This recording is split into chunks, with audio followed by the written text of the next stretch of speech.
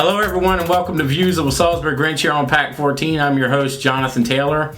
I really appreciate all the kind words and comments that I've received from my show so far, and I hope you continue to enjoy them. Today we have a very special guest with us, which is G. Williams, who's the mayor of Berlin and also running for State Delegate 38B.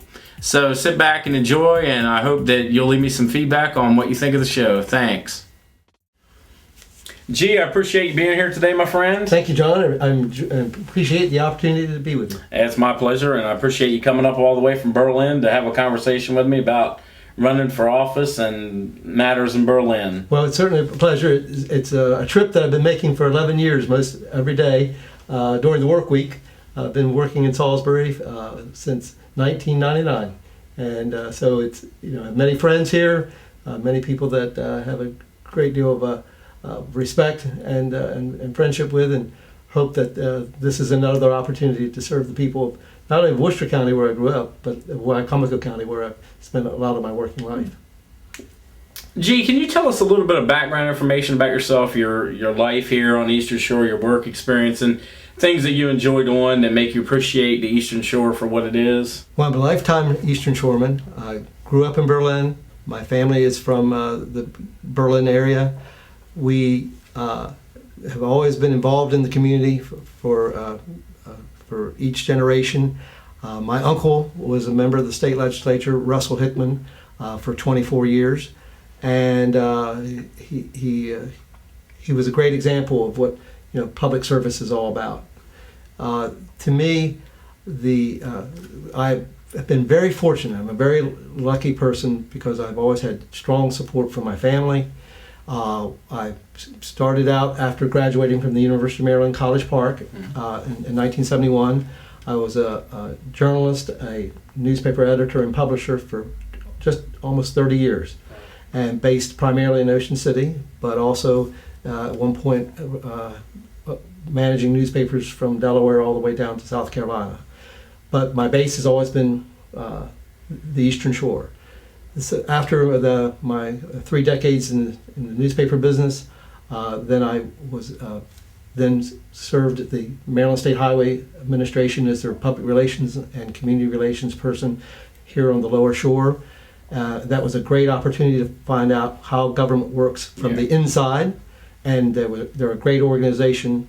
They're happiest when they're busiest and when they're building things and improving things, and we need to get the economy back to the point where they can do that again.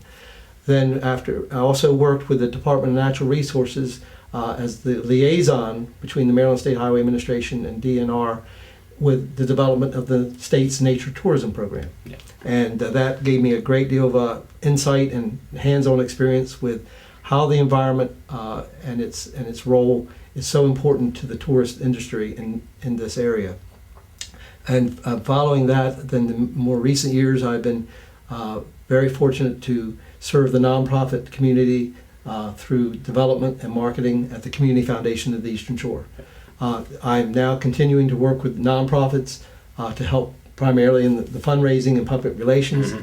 So I think that I've been very fortunate that my background has given me insights and experience.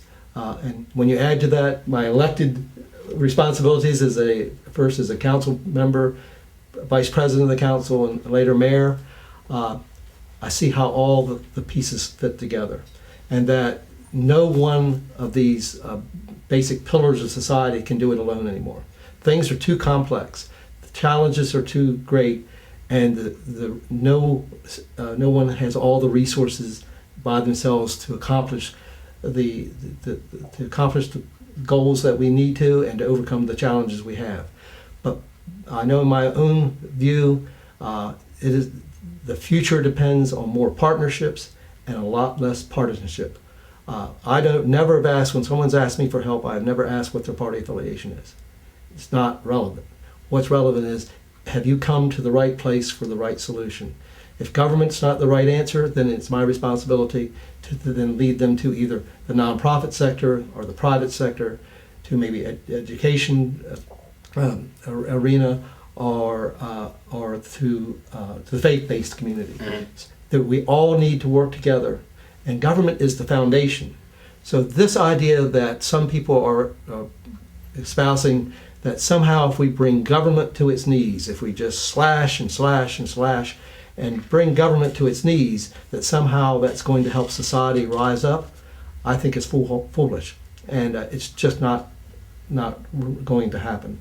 What we need to do is to make government more effective and efficient, and we need to make sure that we continue to make the tough choices that are going to be necessary, because we can't do it all.